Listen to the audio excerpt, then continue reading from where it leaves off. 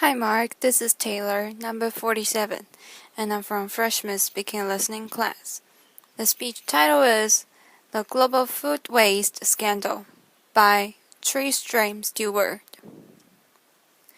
The job of uncovering the global food waste scandal started for me when I was 15 years old. I bought some pigs. I was living in Sussex, and I started to feed them in the most traditional and environmentally friendly way. I went to my school kitchen and I said, "Give me the scraps that my school friends have turned their noses up at." I went to a local baker and took their stale bread. I went to the local greengrocer and I went to a farmer who was throwing away potatoes because they were the wrong shape or size for supermarkets. This was great. My pigs turned that food waste into delicious pork. I sold that pork to my school friends' parents, and I made a good pocket money addition to my teenage allowance. But I noticed that most of the food that was given my pigs was in fact fit for human consumption, and that I was only scratching the surface. And that right the way up the food supply chain in supermarkets, greengrocers, bakers, in our homes, in factories and farms, we were hemorrhaging out food. Supermarkets didn't even want to talk to me about how much food they were wasting. I'd been round the back. I'd seen bins full of food being locked and then trucked off to landfill sites. And I thought, surely there is something more sensible to do with food than waste it. One morning, when I was feeding my pigs, I noticed a particularly tasty-looking, sun-dried tomato loaf that used to crop up from time to time. I grabbed hold of it, sat down, and ate my breakfast with my pigs. Laughter. That was the first act of what I later learned to call freeganism. Really an exhibition of the injustice of food waste, and the provision of the solution to food waste, which is simply to sit down and eat food rather than throwing it away. Not because, as it were, a way of confronting large businesses in the business of wasting food, and exposing, most importantly, to the public, that when we're talking about food being thrown away, we're not talking about the rotten stuff. We're not talking about stuff that's beyond the pale. We're talking about good, fresh food that is being wasted on a colossal scale. Eventually, I set about writing my book, really to demonstrate the extent of this problem on a global scale. What this shows is a nation-by-nation breakdown of the likely level of food waste in each country in the world. Unfortunately, empirical data, good, hard states, don't exist. And therefore, to prove my point, I first of all had to find some proxy way of uncovering how much food was being wasted. So I took the food supply of every single country and I compared it to what was actually likely to be being consumed in each country. That's based on diet intake surveys. It's based on levels of obesity. It's based on a range of factors that gives you an approximate guess as to how much food is actually going into people's mouths. That black line in the middle of that table is the likely level of consumption with an allowance for certain levels of inevitable waste. There will always be waste. I'm not that unrealistic. I think we can live in a waste-free world. But that black line shows what a food supply should be in a country if they allow for a good, stable, secure, nutritional diet for every person in that country. Any dot above that line, and you will quickly notice that includes most countries in the world, represents unnecessary surplus and is likely to reflect levels of waste in each country. As a country gets richer, it invests more and more in getting more and more surplus into its shops and restaurants, and as you can see, most European and North American countries fall between 150 and 200% of the nutritional requirements of their populations. So a country like America has twice as much food on its shop shelves and in its restaurants than is actually required to feed the American people.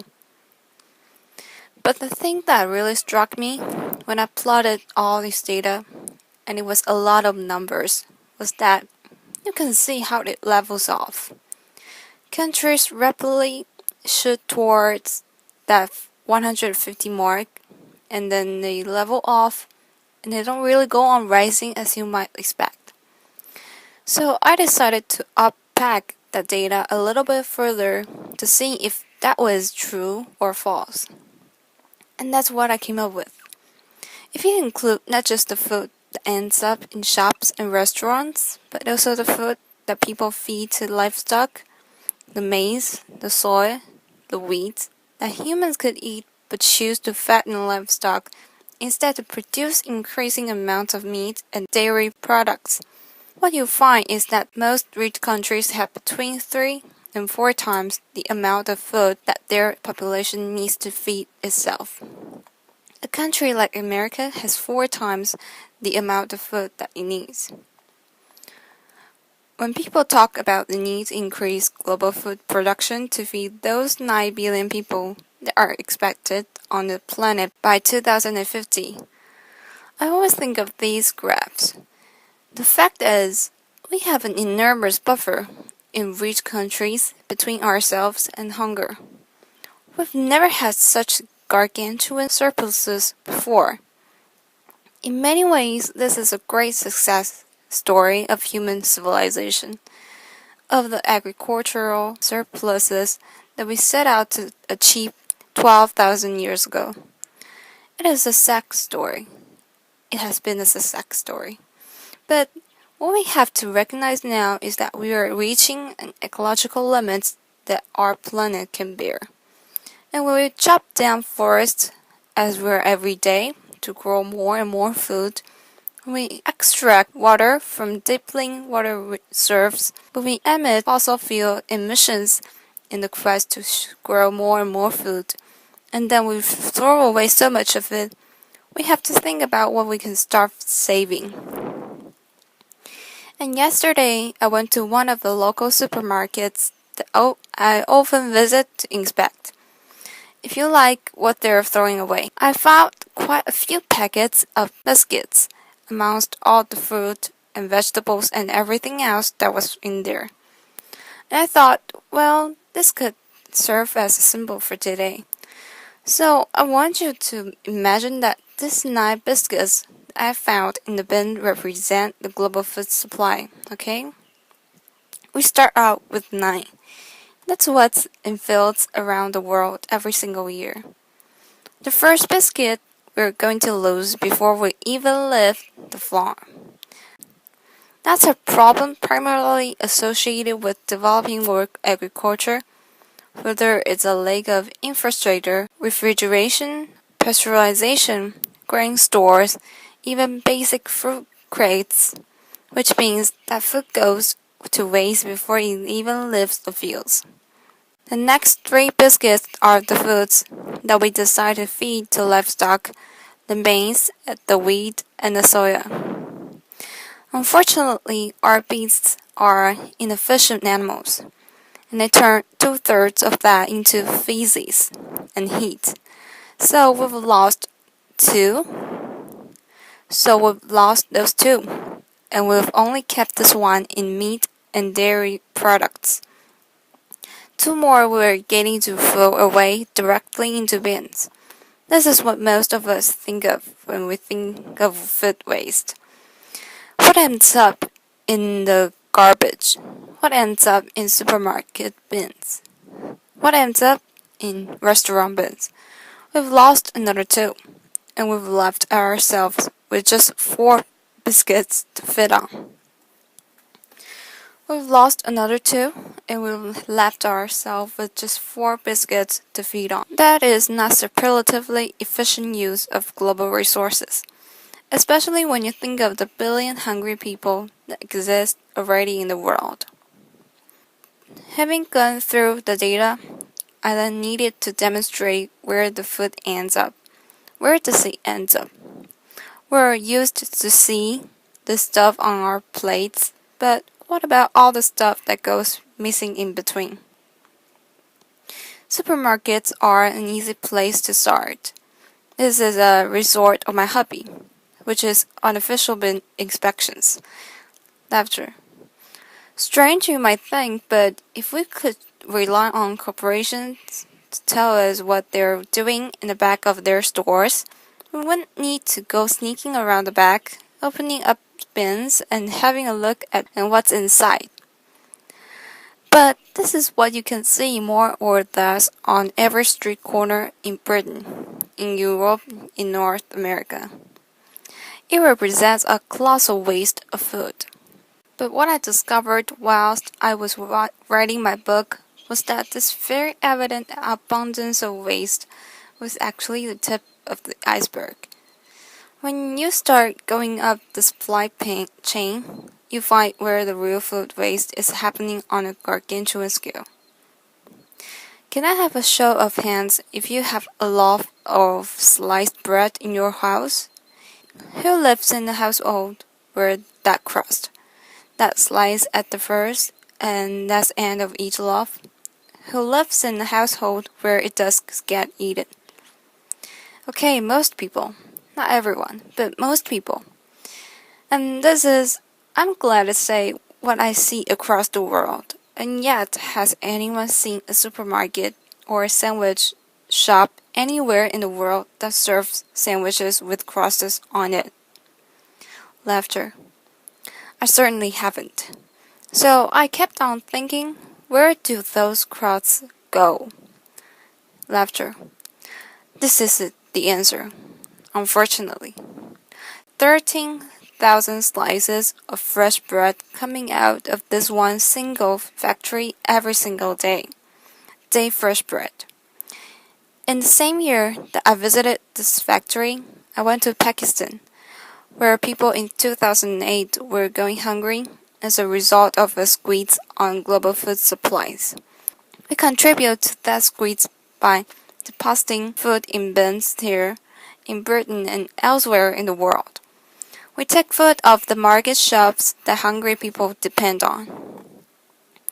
Go one step up, and you get to farmers, who throw away sometimes a third or even more of their harvest because of cosmetic standards. This farmer, for example, has invested £16,000 in growing spinach, not one leaf of which he harvested, because there was a little bit of grass growing in most of it.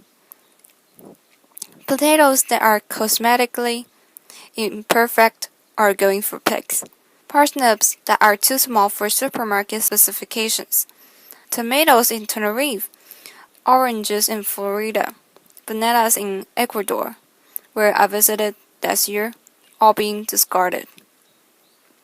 This is one day's waste from one banana plantation in Ecuador, all being discarded, perfectly edible, because they are the wrong shape or size. If we do that to the fruit and vegetables, you bet we can do it to animals too. Liver, lungs, heads, tails, kidneys, testicles, all of these things, which are a traditional, delicious, and nutritious part of our gastronomy, go to waste. Awful consumption has halved in Britain and America in the last 30 years. As a result, this stuff gets fed to dogs at best, or is incinerated. This man in Kashgar, Xinjiang province in western China, is serving up his national dish. It's called sheep organs. It's delicious, it's nutritious, And as I learned when I went to Kashgar, it symbolizes their taboo against food waste. I was sitting in a roadside cafe. A chef came to talk to me. I finished my bowl, and halfway through the conversation, he stopped talking and he started frowning into my bowl. I thought, my goodness, what taboo have I broken? How have I insulted my host? He pointed at 3 grains of rice at the bottom of my bowl, and he said, clean. Laughter. I thought, my God, I go around the world telling people to stop wasting food. This guy has thrashed me at my own game. Laughter. But it gave me faith. It gave me faith that we, the people, do have the power to stop this tragic waste of resources if we regard it as socially unacceptable to waste food on a colossal scale. If we make noise about it, tell corporations about it, tell governments we want to see an end to food waste. Fish, 40 to 60% of European fish are discarded at sea.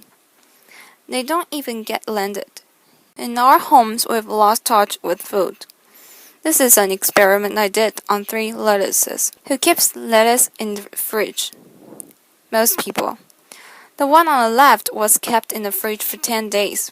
The one in the middle, on my kitchen table, not much difference. The one on the right I treated like cut flowers. It's a living organism. Cut the slice off, stuck in a vase of water. It was alright for another 2 weeks after this. Some food waste, as I said at the beginning, will inevitably rise.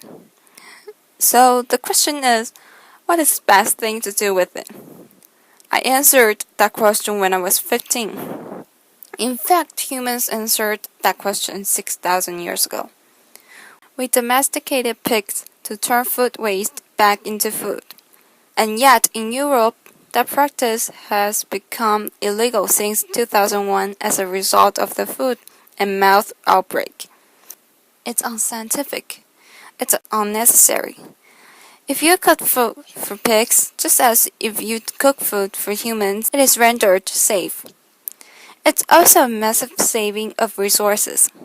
At the moment, Europe depends on importing millions of tons of soy from South America, where its production contributes to global warming, to deforestation, to biodiversity loss, to feed livestock here in Europe. At the same time, we throw away millions of tons of food waste which we could and should be feeding them. If we did that and fed it to pigs, it would save the amount of carbon. If we feed our food waste, which is the current government favorite way of getting rid of food waste, to anaerobic digestion, which turns food waste into gas to produce electricity, you save a paltry 448 kilograms of carbon dioxide per ton of food waste. It's much better to feed it to pigs. We knew that during war left a silver lining. It has kicked off globally the quest to tackle food waste. Feeding at 5,000 is an event I first organized in 2009. We fed 5,000 people all on the food that otherwise would have been wasted. Since then, it's happened again in London. It's happening internationally and across the country. It's a way of organizations coming together to celebrate food, to say the best thing to do with food is to eat and enjoy it, and to stop wasting it. For the sake of the planet we live on, for the sake of our children, for the sake of all the other organisms that share our planet with us. We are a terrestrial animal, and we depend on our land for food. At the moment, we are trashing our land to grow food that no one eats. Stop wasting food. Thank you very much. Applause. Applause.